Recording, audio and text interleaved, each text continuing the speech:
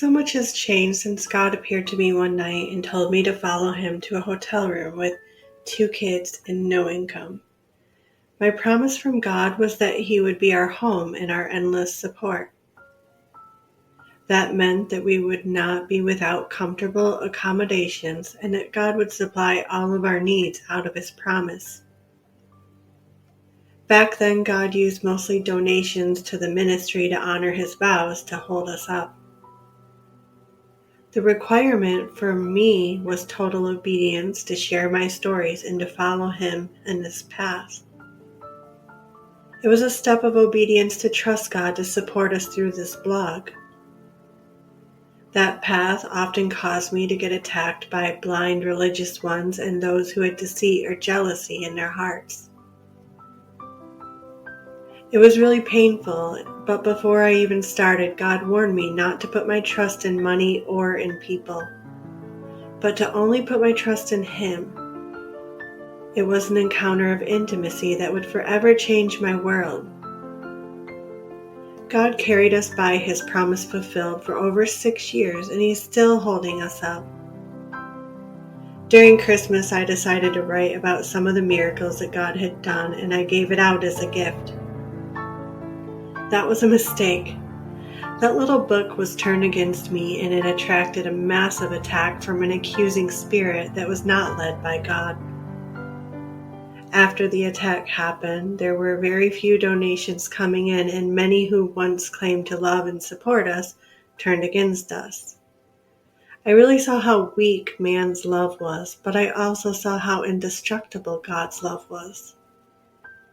My critics chose to follow those who claim to have visions and encounters with God, but they don't. They just claim to.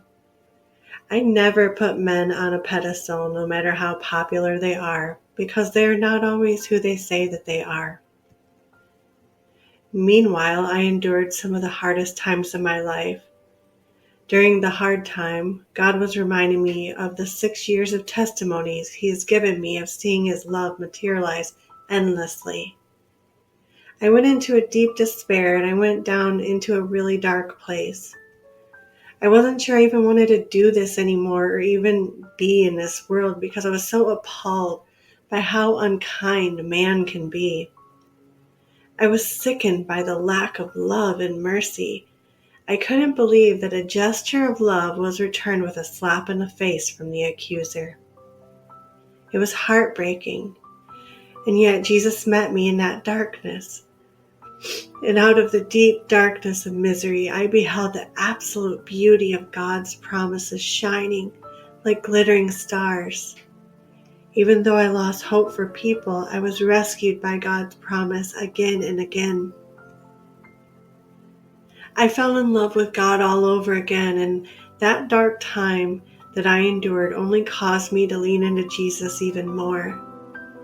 I wept buckets during that time, but those tears were transformed into diamonds of God's intentional love. Even when the whole world seemed to be ugly with evil thoughts and words, God showed me his unstoppable promise with so much love. God sent me over $1,000 a week every week for months before and after the attack.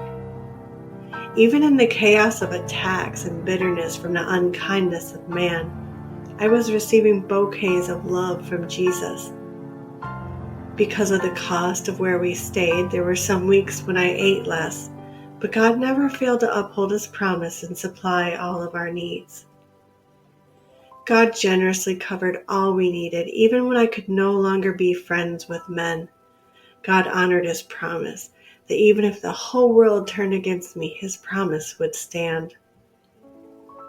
The reason that God's promise was continuously fulfilled, even when so much hate was being pushed in my direction, is because I gave my promises to God. One night God was showing me that I needed to give my flowers of promise to him to protect and hold. That way, when I was battling the warfare in my mind, then God could protect my promises from being stolen by doubt. Following God on his journey has been both the hardest thing of my life and yet the most wonderful experience I've ever known. I have got to meet God in a face-to-face way as he fulfilled his vows. Not only did God show up to fulfill his vows to me over and over, but he was faithful to me even in the midst of the biggest devil attack I've ever known. Although the accuser tried to take me down and turn many against this ministry, with Jesus it failed. The accuser will get all those bad fruits returned to him because you cannot curse someone that God has blessed. As a matter of fact, those attacks are going to prove to be my biggest blessings because God turns every curse from witchcraft into double blessings. I'm thankful that God is holding my flowers of promise, and I encourage you to give your flowers of promise for God to hold and protect. Surrender them to God and then rest in God's love to protect you from every attack. God will return those flowers of promise to you as a bouquet of his tangible love.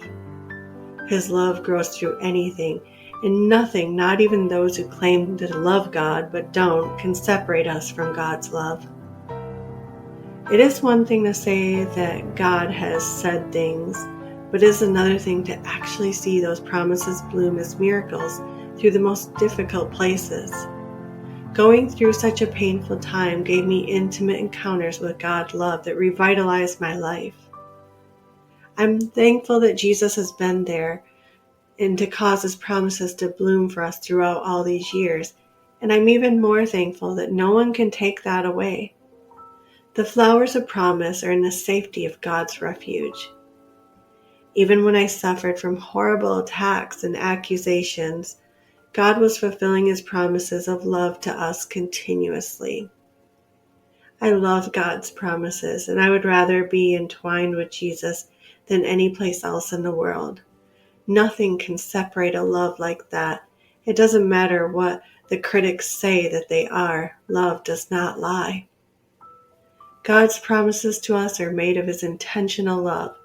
In the midst of the storms and warfare that blow through, only love will remain.